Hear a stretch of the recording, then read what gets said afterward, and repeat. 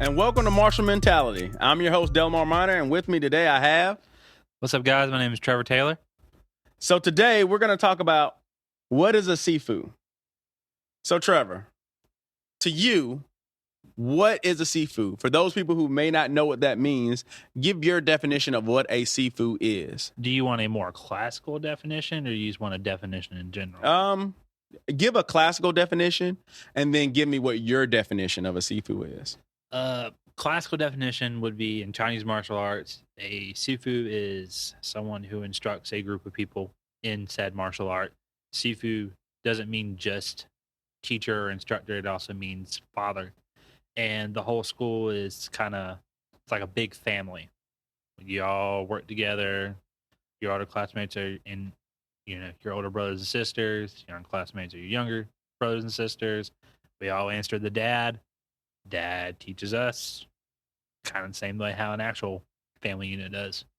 And also, for all our viewers and listeners out there, a Sifu can also not just be a male, it can also be a female as well. And it also doesn't have to even pertain to martial arts. It could be someone who just has skill in something. They can also be referred to as Sifu. It could be someone who teaches painting, stuff like that. So I want to go back to what you said about it being father teacher.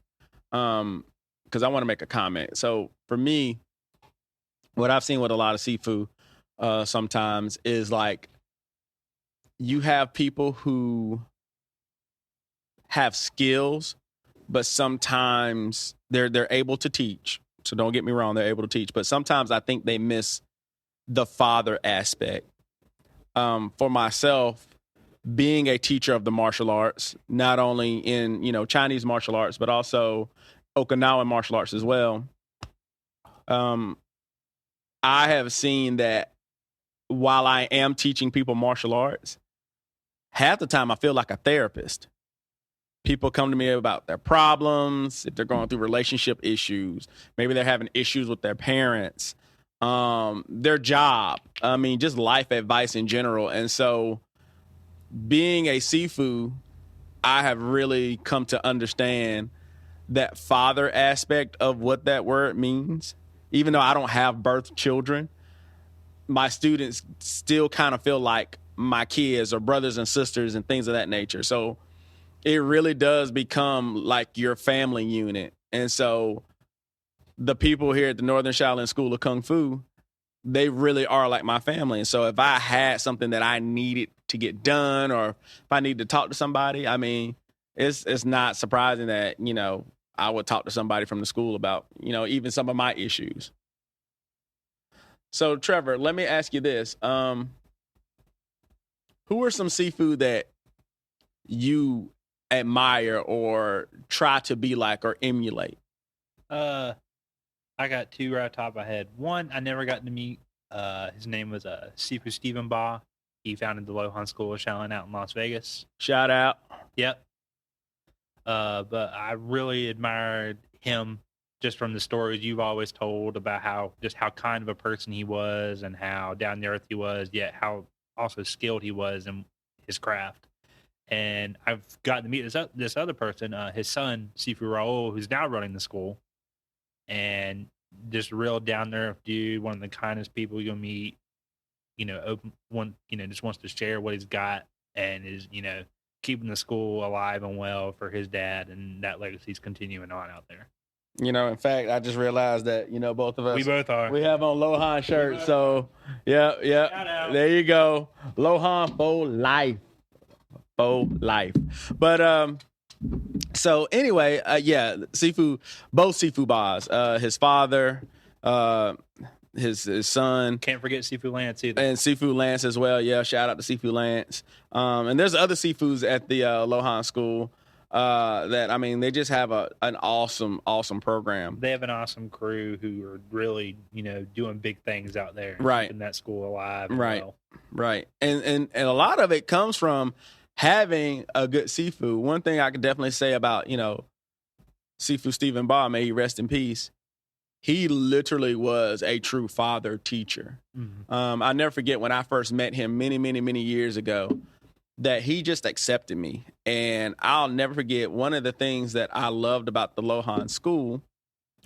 when I went to visit, and obviously I still visit to this day.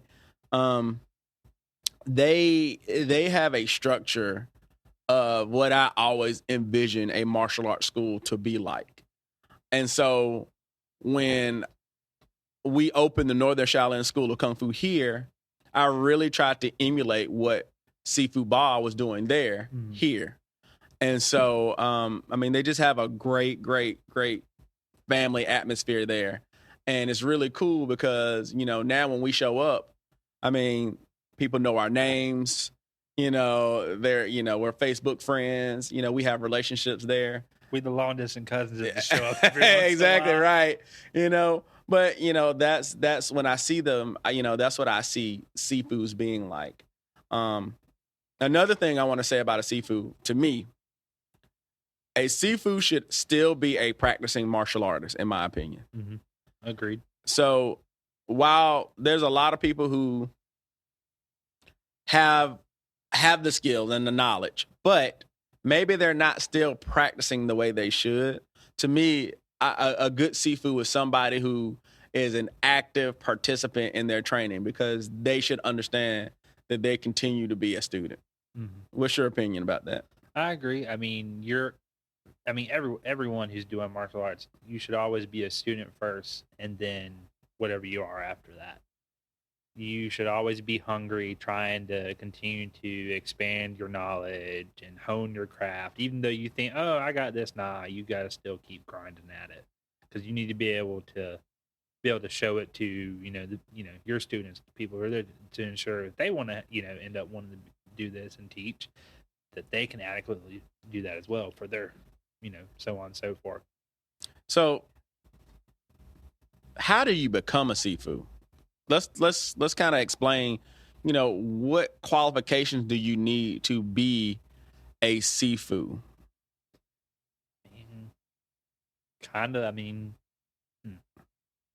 If you're teaching, you kind of are one. What happens to a lot of people, I think, is they don't understand Asian culture or Chinese culture or whatever culture of their martial art. And of course, we'll never truly understand because we're not Chinese. No, we're not born Chinese. But we can at least try to understand some of the concepts and knowledge that go into why they do what they do, especially Kung Fu. Kung Fu is one of those martial arts systems that I think people, to become really skilled at it, you have to understand culture. That's kind of with any art you're doing or whatever. You need to understand the culture behind it, or you're not going to understand a lot of the nuance type things that go along with it. Right. So, like a lot of people wouldn't think, like you just said earlier with your definition, a lot of people wouldn't think a Sifu would be somebody that's not a martial artist. Because Sifu or Shifu in Mandarin has become synonymous with martial arts. But it's not just that. It's a lot of other things. So, to me, you become a Sifu, like you said, by teaching. And if you are teaching, okay, let me actually say it like this.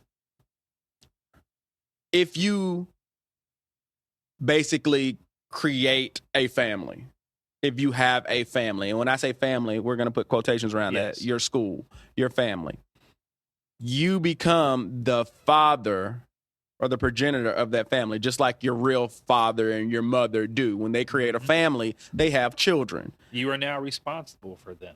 Right. To make sure that they grow up in the right way. Right. You become that person's, in a sense, guardian in that respect. And so when you really think about the word Sifu, that father aspect really shines to me because you literally are the father, mother, guardian, parental figure of that school. But sometimes I feel like people don't necessarily understand that. And just because, you're a teacher and you're a Sifu, in my opinion, and this is totally my opinion, you're not a good Sifu until you embrace that parental aspect of what you should be doing in guiding people in the martial arts. You have to lead by example. And I think a lot of people don't lead by example. And you start to get people who get in these positions that become drunk with the power. Oh yeah, no, most definitely. We've met people like that. Oh yeah, And that's not just Chinese martial arts. That's martial arts instructors in general. and I think just like birth parents, you can have a good dad, Or you can have a crappy dad. or you can have an abusive dad, Yeah. or an abusive mother. They come in all shapes, sizes.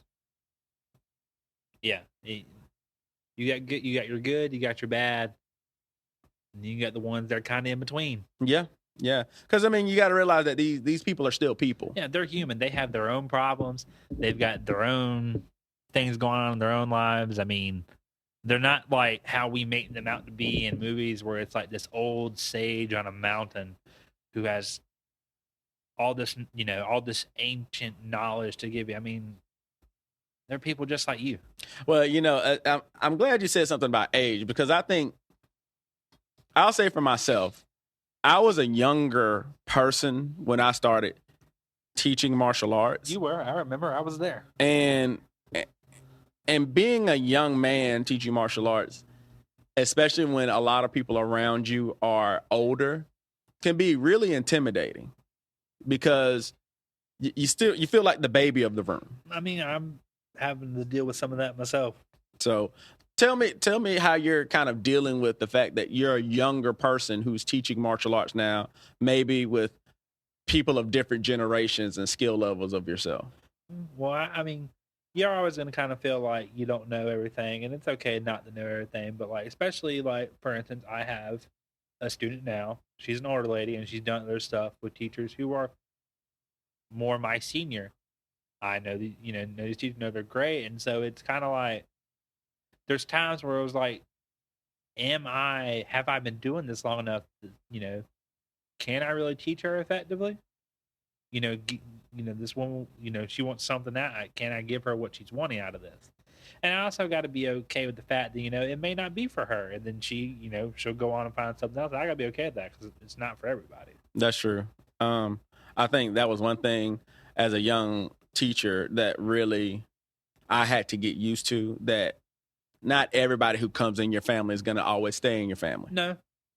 And you have to be okay with that. They go off and do their own thing and start their own families and stuff. And it's gonna happen. Not everyone. What's the word I'm looking for? Not everyone is in it for the long haul. That's true. I mean, like some people, to me, this is totally my opinion, I think for some people, for me, like being a Sifu was something that I always kind of wanted to be. I remember when I was younger that I was like, hey, I really enjoy doing these martial arts. I think I'd like to teach one day. I never was one to actually want to be like, an MMA fighter, or, be a, tournament fighter, every weekend going to a competition. I still compete, and I do it for fun. And I enjoy it, and I like training and pushing myself. But the teaching aspect was something for me that helped motivate me to continue to stay training. And so that's why I take it so seriously.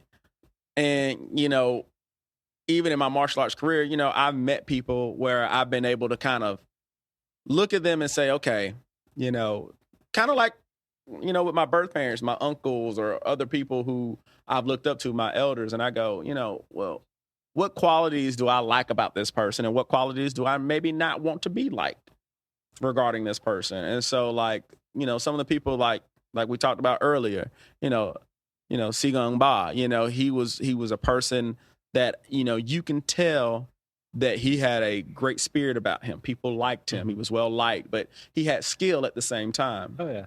And he wasn't afraid to be himself. Nah, not at all. Even though I only ever saw him through videos and like post on Facebook, the man, he just exude the right word? Exuded like this just genuine, this genuine, like you said, spirit about himself, and it was just, this is me. Yeah, and I respected that, and I think for a long time for me as a person, it became really difficult for me to be okay with being in my own skin.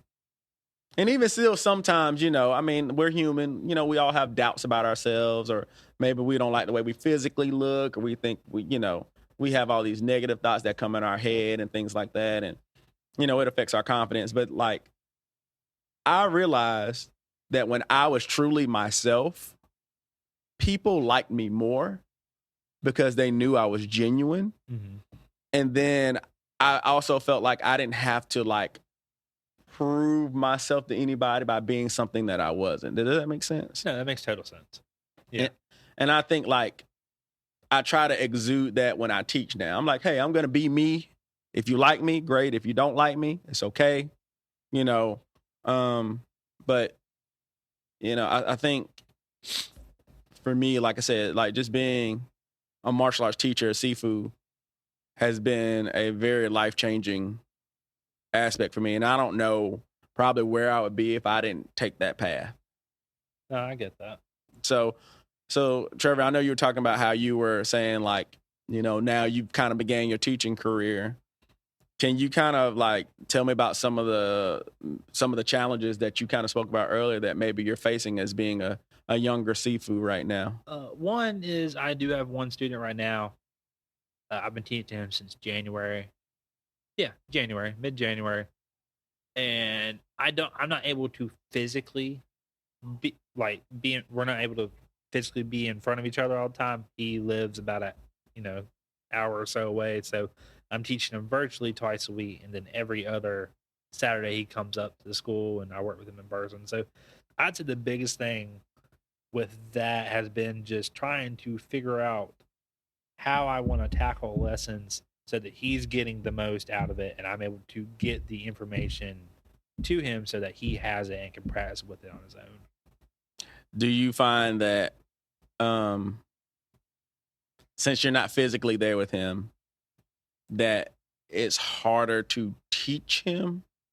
Or do you have to find more creative ways in order to get your lesson plans across? A lot of times it's more creative ways like what was it?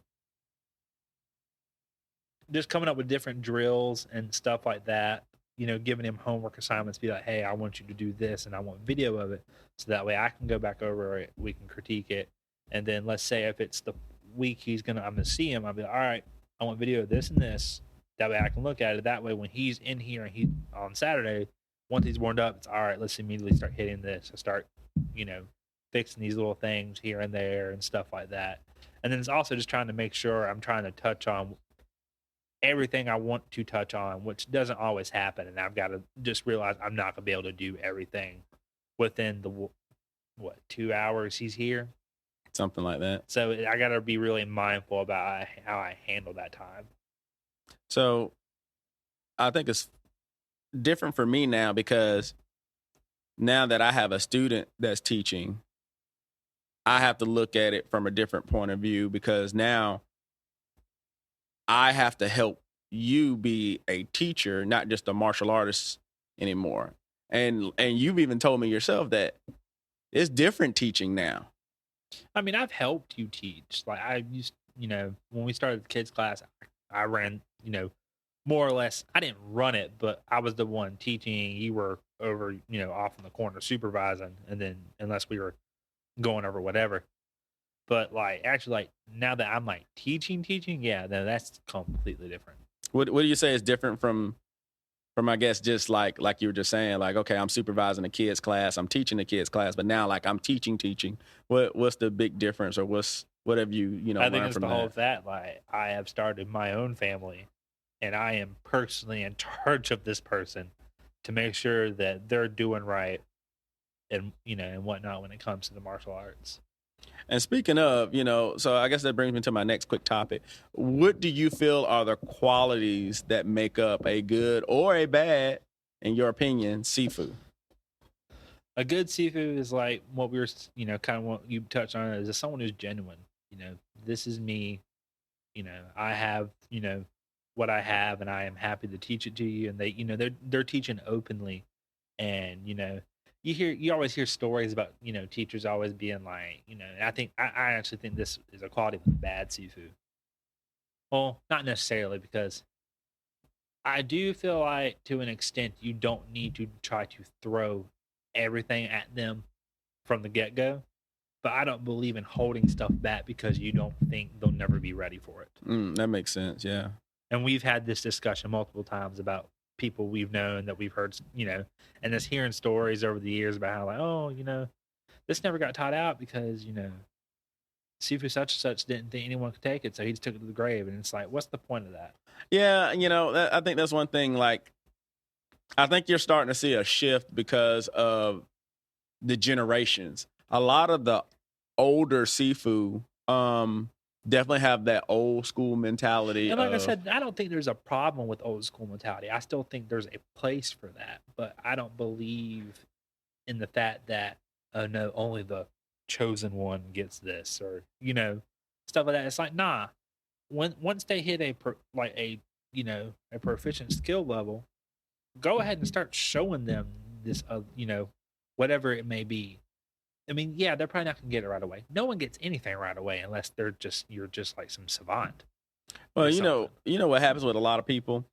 I feel like if you, like you said, there are a lot of, especially in the Kung Fu community, there's a lot of skill that is lost because people take it to the grave or they don't teach certain things. Or maybe they were never taught it and just, said they were. Right, exactly. And so what happens is you start to find people who, okay, maybe there's something that would have, if you had taught somebody, even if they're not able to perform it correctly, they may be able to pass it on to somebody who can. And I think what happens is you end up losing a lot of material. So every generation loses a little bit more, and a little bit more.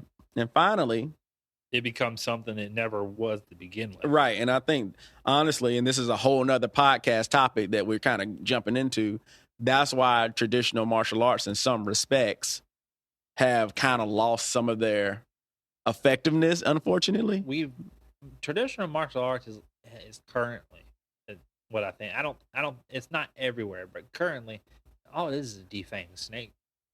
There's no bite to it anymore. And that's because people aren't training it the way it should be. And you got people who,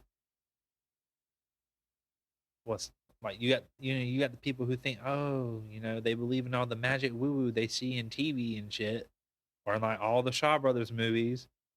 And it's like, no, it ain't like that.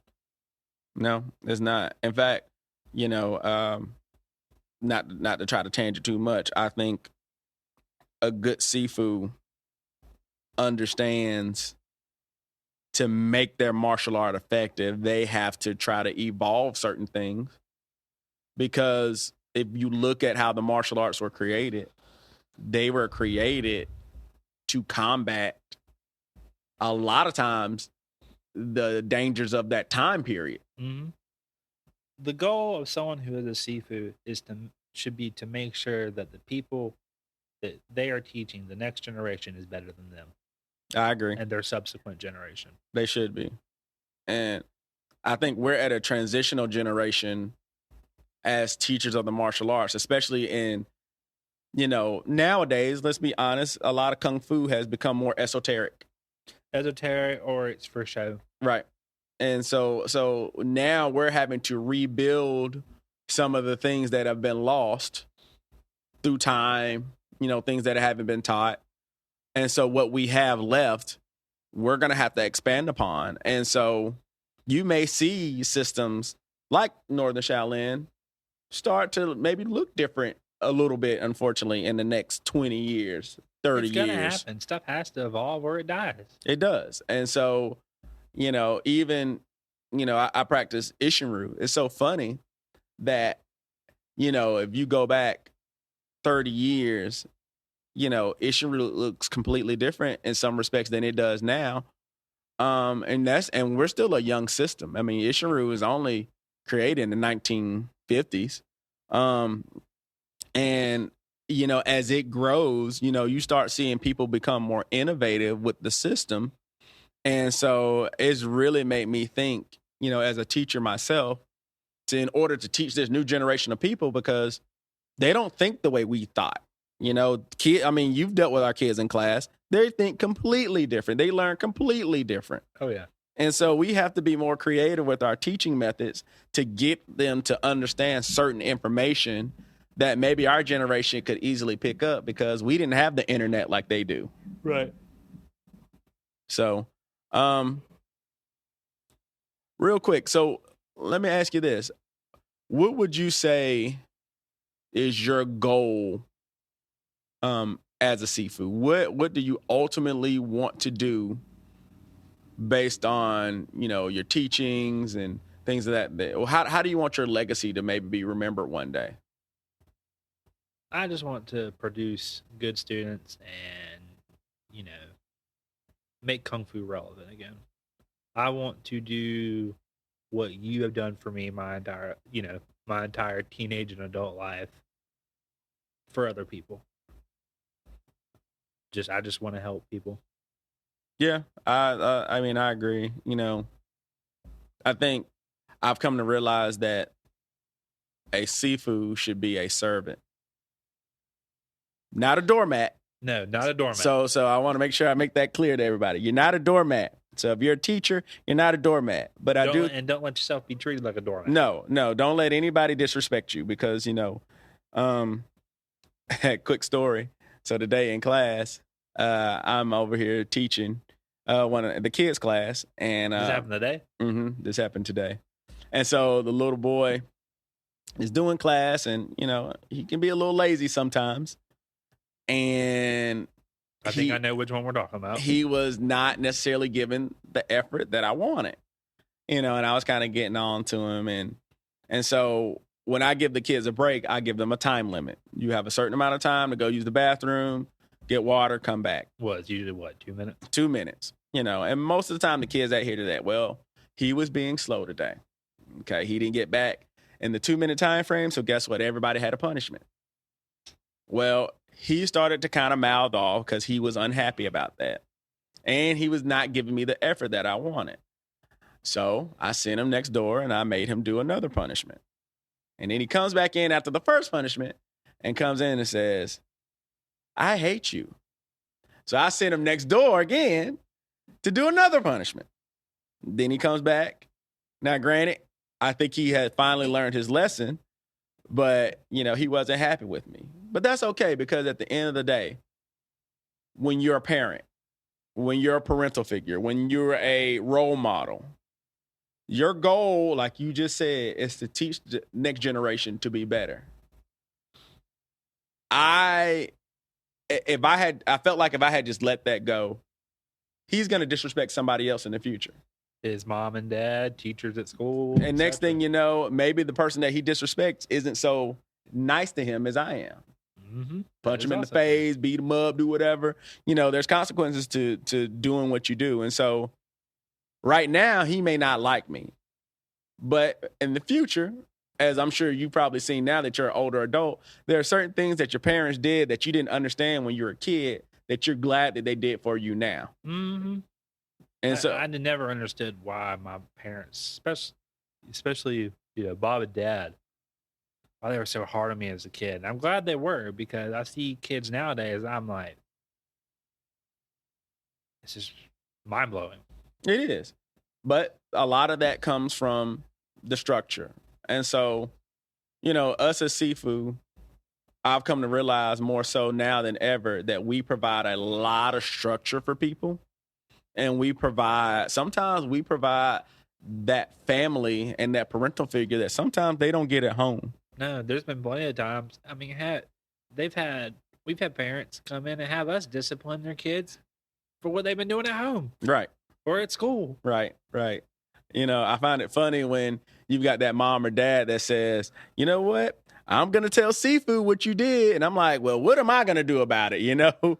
But you have to realize that, you are important in that child's life. And, I've come to realize that a lot of people do look up to their teachers, especially if they like you.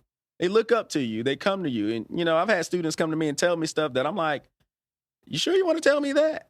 But I'm having to guide them in the right way. And so for me, being a Sifu really, really goes into that father aspect, but you still got to have the skills as well. And so, my encouragement to all the martial arts instructors out there, ensure that you are enriching the lives of your students, and not just the lives of your students, enrich the lives of the community around you.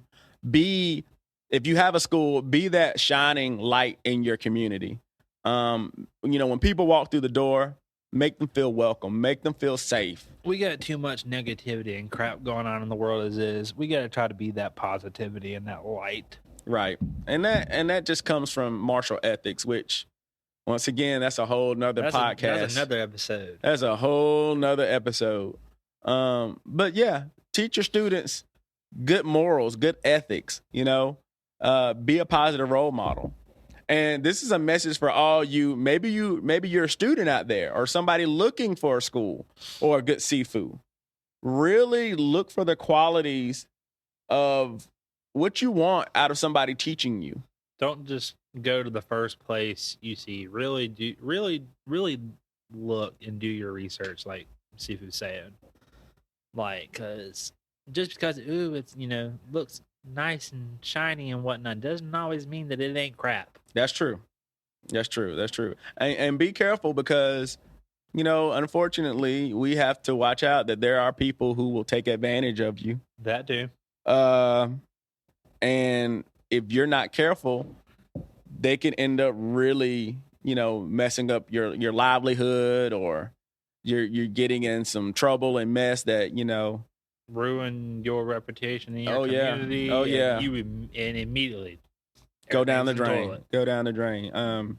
Unfortunately, we've had the pleasure of meeting a lot of good Sifu, and we've met some not so good Sifu. But you as the consumer, the student, you get to kind of choose in some respects who your teacher is and who you want training you. So, hopefully if you need any help looking for somebody, we'll be glad to help you. And so once again, we appreciate you listening to us. And if you have any, comments, feel free to comment on the video below. Like, share, subscribe. Soon we'll have a Facebook page and maybe an Instagram. Yeah, we'll get to that eventually. But, right now we're just kind of doing the YouTube thing. Or if you're listening out there, hopefully this podcast has helped you. And this is Martial Mentality. Checking out. Later.